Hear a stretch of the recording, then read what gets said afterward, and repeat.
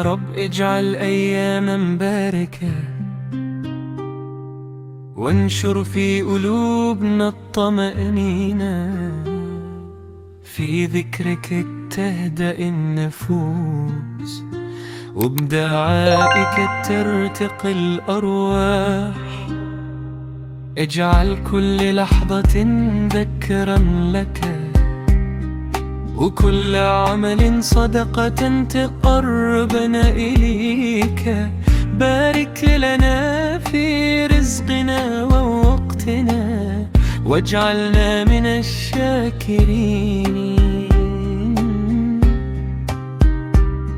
اللهم صل وسلم وبارك على حبيبنا محمد صاحب خير البرية ونور الهداية، نور القلوب وشفاء الروح.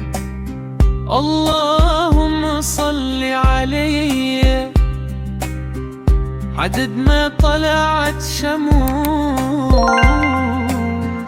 وعد ما غابت نجوم، وعد ما ذكره الصائمون.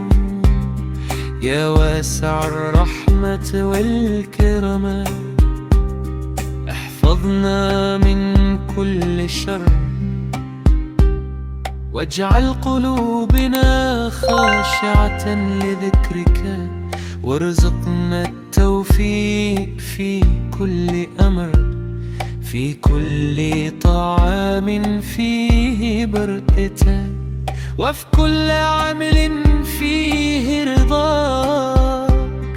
زدنا طاعة وصبرا، واجعلنا من الفائزين بالجنة. رمضان شهر الرحمة والسكينة، شهر الصفا والإحسان.